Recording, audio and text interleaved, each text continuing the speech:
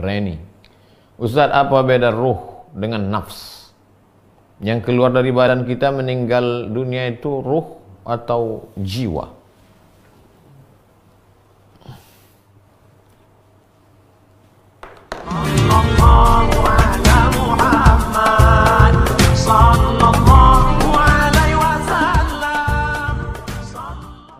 Cinta, mahabbah 49. Kalau sudah cinta datang rindu.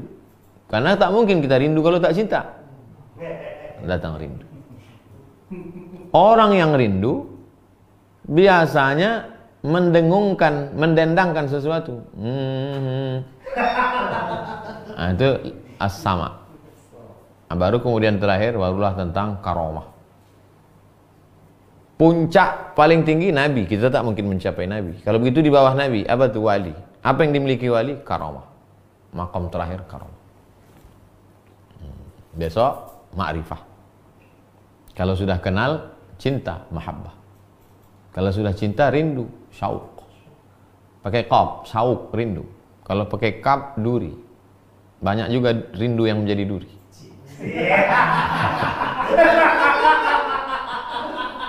Habis itu orang akan mendendangkan sesuatu, sama. Habis itu puncak terakhir karomah. Kita kalau duduk sama orang jatuh cinta, kita pun ikut jatuh cinta. Kalau nampak orang sakit, kita ikut sakit. Kalau nampak orang senang, kita ikut senang. Jangan tunjukkan susah kita pada orang senang, ikut dia jadi susah. Itu kan dah kita kaji sebelumnya. Baik, kita jawab pertanyaan Mas Juna. Assalamualaikum Ustaz. Waalaikumsalam. Apakah orang beriman, para wali, tahu bahwa dia akan segera meninggal dunia? Dan adakah tanda-tanda yang dirasa bila akan mati meninggal dunia? Wa ma tadri nafsum madza taksibu ghadan. Tidak ada yang tahu siapa yang akan terjadi besok pagi. Wa ma tadri nafsum bi ayyi ardin tamut. Tak ada yang tahu bahwa dia akan mati di mana. Itu hukum secara umum. Tapi ada pengecualian. Ini bukan no exception, ada pengecualian. Ada orang-orang yang dikhususkan Allah. Yu'til hikmata man yasha. Diberikan Allah Subhanahu wa taala ilmu pengetahuan. Wa man yu'tal hikmata faqad utiya khairan katsira. Siapa yang diberikan pengetahuan, maka dia sudah diberikan kebaikan yang sangat banyak. Ini begini. Tapi ada orang-orang yang dikhususkan Allah, diberikannya suatu pengetahuan. Dan kita tidak minta menjadi itu. Kita tak minta kepada Allah, ya Allah kasih tahulah aku kapan aku mati. Tidak. Boleh jadi Allah tak kasih tahu kita karena maqam kita tak sampai situ. Begitu dikasih tahunya, belum mati, udah mati duluan. Jadi yang kita minta itu adalah minta aja seperti doa yang diajarkan Nabi, Allahumma ja'alil hayata ziyadatan lana fi kulli khair. Kalau kau takdirkan aku sampai besok pagi hari Kamis masih hidup, hidupkan aku supaya aku bisa beramal soleh. Wa ja'alil mauta rahatan li min kulli syarr. Kalau kau takdirkan aku mati malam ini, jadikanlah kematianku ini membuat aku berhenti dari buat dosa. Ada tak Pak Ustaz tanda-tanda mati, dirasa mati? Nanti 40 hari sebelum mati tandanya begini, 7 hari sebelum mati tandanya ini, 3 hari sebelum mati tandanya ini. Kalau ada orang bercerita begitu, bukan dari Quran, bukan dari hadis Nabi, dari orang dapat ilham, diceritakannya. Ceritakannya. Itu yang diriwayatkan orang dari mulut ke mulut, begini kata. Nah, itu. Tapi bagi saya pribadi, saya tak perlu tahu kapan saya mati. Yang penting kita siap-siap apa bekal untuk mati. 2. Ustadz, bagaimana pendapat bila ada orang yang punya amalan wirid katanya terkait jin korin? Ketika mau meninggal, si fulan disuruh lepaskan agar ketika sakaratul maut tidak terbebani. Yang punya MOU dengan jin, jangan nunggu mau sakaratul maut. Malam ini juga putuskan. Yang punya jin korin, semua yang ikut pengajian malam ini yang punya jin korin, putuskan MOU. Jangan sampai Idul Fitri. Gimana cara memutuskannya Pak Ustadz? Nah, ini bukunya. Ruqyah. Di Ruqyah. Kontak Ustadz Musdar Bustamam Tambusai. Biar putus MOU kalian. Yang lagi berkawan sama jin. Nanti pas mau sakratul maut datang dia. La ilaha illallah, kata Ustadz di sebelah kanan. Datang saya jin di sebelah kiri. Alah, percaya kali kau sama dia, kata. Jangan. Jin ini baik Pak Ustadz. Jin ini baik. Ini jin Islam ini. Sedang kawan aja payah kita percaya sekarang. Lagi jin. Saya tak percaya sama jin. Andai saya sedang berzikir, la ilaha illallah, la ilaha illallah, la ilaha illallah, tiba-tiba datang dia, hai Abdul Somad, aku adalah jin, kawan datuk-datuk kau dulu. Aku tak percaya. A'udzu bikalimatillahi tammati min kulli syaitani wa hammati wa min kulli ainil lamah. Bismillahilladzi la yadurru ma'a ismihi syai'un fil ardi wa la fis samaa'i wa samiul alim. Ludah sebelah kiri. Dengan tiup sedikit, tafalayat fulu, meniup sedikit dengan ada air liur. Bismillahirrahmanirrahim, la yadurru ma'a ismihi syai'un fil ardi wa la fis samaa'i wa samiul alim. A'udzu bikalimatillahi tammati min kulli syaitani wa hammati. Tak juga pergi.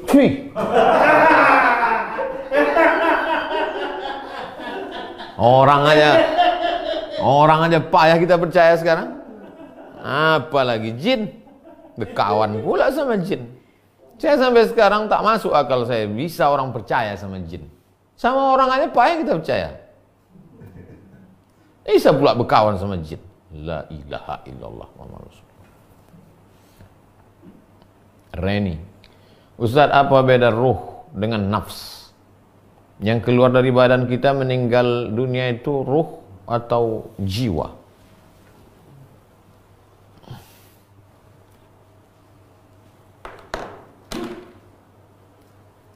Ada namanya ruh.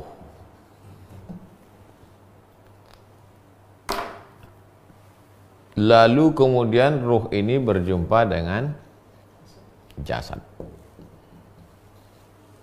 Darah, daging, tulang, bulu, kuku, sumsum. Sumsum bukan bubur. Datanglah ruh. Inna ahadakum yujma'u khalquhu fi batni ummihi arba'ina yawman nutfah. 40 hari sperma. 40 hari darah. 40 hari daging.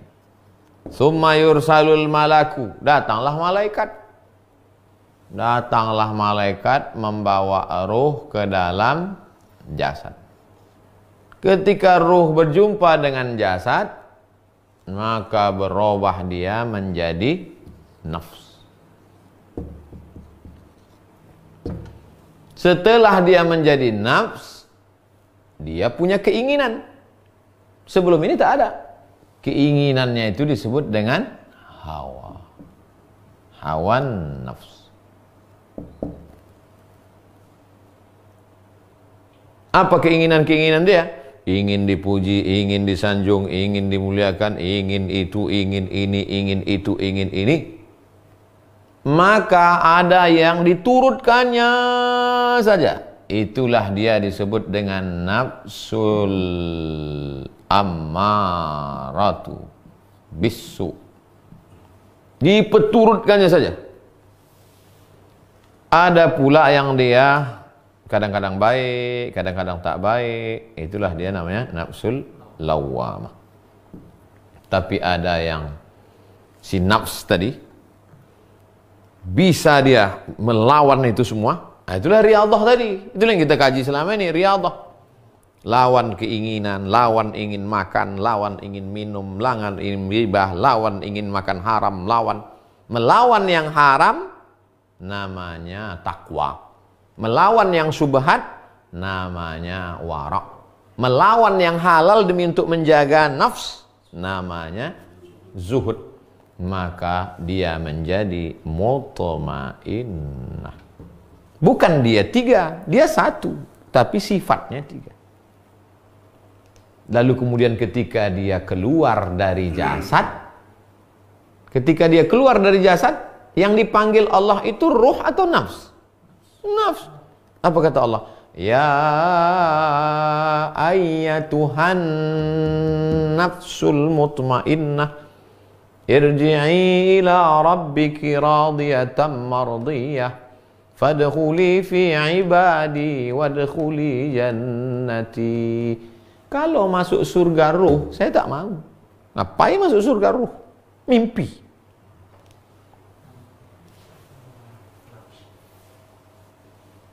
Fadkhuli fi ibadi wadkhuli jannati. Abdun itu adalah ruh dan jasad. Makanya yang Isra Mi'raj itu ruh dan jasad. Subhanalladzi asra abdihi. Ruh dan jasad. Bukan subhanalladzi asra bi ruhihi. Ruh itu sebelum masuk ke jasad. Setelah masuk dia ke dalam jasad, maka dia sudah menjadi nafs. Bukan nafs bahasa Indonesia. Yang nafsu bahasa Indonesia itu hawa. Disebut dengan hawa. Hawa, nafsu. Tapi Hawa istri Adam, Pak Ustadz. Hawa istri Adam itu Hawa. Ini payahnya tak paham bahasa Arab. Ini bagai Hawa. Hawa nafsu. Yang istri Adam itu Hawa. Marilah tahan hawa nafsu. Fa amma man khafa maqama rabbih wa nahan nafsa anil hawa. Di mana tempatnya? Fa innal jannata hiyal ma'wa. Tempatnya di surga. Tempat siapa? Tempat si nafs. Nafs itu apa? Gabungan dari ruh dan jasad. Masa masuk surga cuman ruh? Mana dalil bahwa masuk surga itu ruh dan jasad? Yang masuk surga itu ruh dan jasad. Kenapa begitu?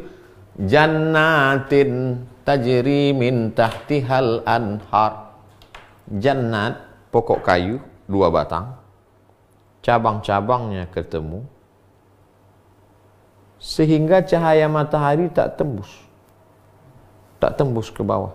Sehingga yang berada di bawah itu tidak terkena cahaya matahari. Yang tak terkena cahaya matahari karena ditutupi daun di bawah itu ruh atau ruh dan jasad? Ruh dan jasad. Kalau ruh mana ada pengaruh dengan cahaya? Karena ruh itu cahaya. Ruh dan jasad. Tapi jasad Ustadz dimakan cacing tanah. Habis nih semua makan cacing tanah? Belum tentu. Ada yang dimakan cacing tanah, ada yang... Oke lah, saya termasuk yang dimakan cacing tanah. Tapi ada yang utuh kembali lagi. Ayuhyi rabbuka hadzal 'idhama ba'dama baliya wa ramma. Apakah mungkin tulang belulang yang hancur berkeping sudah putih ini bisa hidup lagi ya Muhammad? Kata Asi bin Wa'il. Datang malaikat Jibril. Qul, katakan ya Muhammad SAW kepada Asi bin Wa'il. Yuhyiha alladhi ansha'aha awwala marrah wa huwa bikulli khalqin alim. Tulang belulang ini akan hidup lagi kama ansha'aha awwala marrah, seperti dia menghidupkannya pertama kali. Apa yang dimaksudnya situ? Bukan ruh dan jasad. Begitu penjelasannya. Kita tak pakai bahasa Indonesia. Jiwa ini bahasa Indonesia. Bahasa Sanskerta, jiwatman. Jiwa. Bangunlah jiwanya, bangunlah badannya untuk Indonesia Raya. Jiwa yang ada di dalamnya. Jiwa. Ini sangkarnya ini, sangkar. Itu bukan bahasa. Nanti bercampur kacau bahasa. Sekarang kita bahas tentang bahasa Arab. Jadi yang keluar dari badan ketika meninggal tuh Pak Ustadz, nah itulah dia. Tak usah aku jelaskan lagi, ulang aja video itu.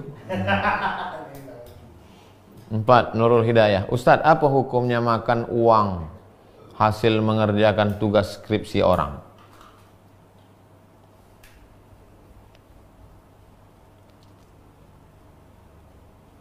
Mengerjakan skripsi orang hanya mengetikkannya boleh. Coret-coretnya ini kau ketikkan nih ya. Mengetikkan, ngambil upah ngetik namanya boleh. Tapi kalau kau yang menyusunkan daftar isinya, bab 1-nya, bab 2-nya, kau untuk diupahkan S1 5 juta, S2 10 juta. Tahu pula Ustadz nih harganya.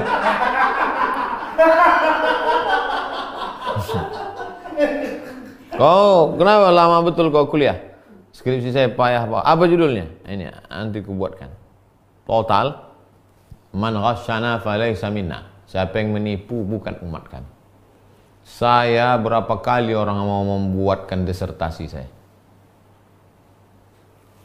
Ustadz, daftar saja di mana, nanti kami buatkan disertasi. Cuman saya pikir nanti kalau aku doktor, kemana-mana aku berceramah, diundang ke kampus, sampai mati jadi pembohong. Tak terhitung berapa kali. Karena mereka risau nengok saya, LCMA. Kami mau doktor. Gitu. Dia pula yang risau. Saya risau juga. Ya, asal undangan dibuat baleho, doktor, risau saya. Masjid Ar-Rahman itu. Masjid Ar-Rahman itu selesai kultum zuhur, penceramah kita adalah doktor. Begitu doktor sekarang, tak pula bisa ceramah ke masjid. Corona. Dulu sebelum doktor, buih mulut orang itu. Sekarang udah doktor, tak pula bisa ceramah ke masjid. Emang dunia ini ada-ada aja. Jadi kalau udah sempat Pak Ustadz, berhentilah. Jadi saya anjurkan yang ngambil upah, ngasih makan anak bini atau yang belum menikah, makan dari hasil membuatkan skripsi orang, berhentilah. Berhenti, cari makan yang halal. Hidup ini tak lama saudaraku. Tak lama, berapa lama lah hidup ini. Terakhir, kelima, Fian Lubis, halak kita sesudena. Ustadz, apa hukumnya jika kita kerja di negeri orang tapi melalui ilegal? Haram atau halalkah uang yang dimakan?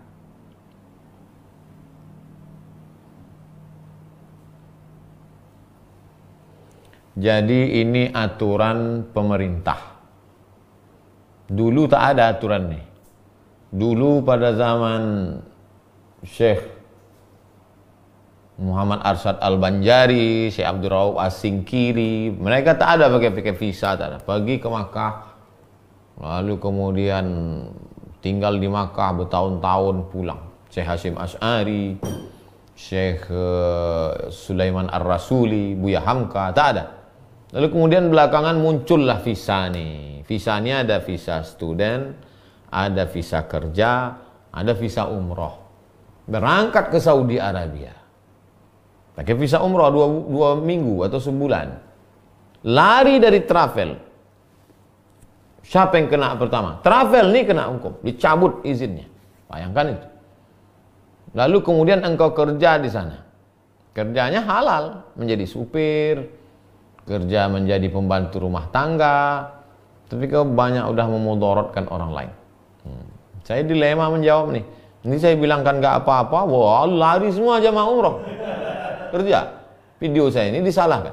Jadi saya lebih banyak bercerita aja bahwa cerita ini banyak memudorotkan orang lain. Yang kita cari di negeri orang itu sesuap nasi itu juga. Banyak juga bertahun-tahun merantau, akhirnya tak nampak. Merantau sebulan, 2 bulan, setahun, 2 tahun. Habis itu pulang ke kampung, hasil 2 tahun kerja, beli kulkas besar-besar. Beli tape, macam orang pesta. Habis itu habis duit.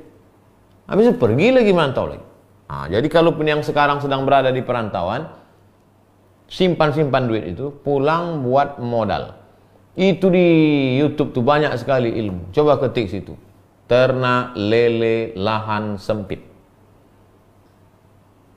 Tanaman hidroponik. Banyak ilmu-ilmu di YouTube itu.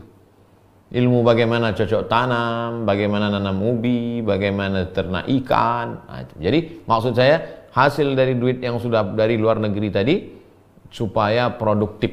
Nah, jangan lagi pergi ilegal, habis itu mau sampai kapan? Jadi saya tidak aspek fikihnya, tapi lebih pada solusi yang sudah berlalu, biarkan berlalu, yang akan datang jangan diulang lagi. Itu yang dapat saya sampaikan. Kita tutup kaji kita malam ini dengan membaca doa kafaratul majlis. Subhanakallahumma wa bihamdika asyhadu an la ilaha illa anta Astaghfiruka wa atubu ilaik. Wa sallallahu ala sayyidina Muhammad wa ala alihi wa sahbihi wasallam. Jangan lupa subscribe, like, and share.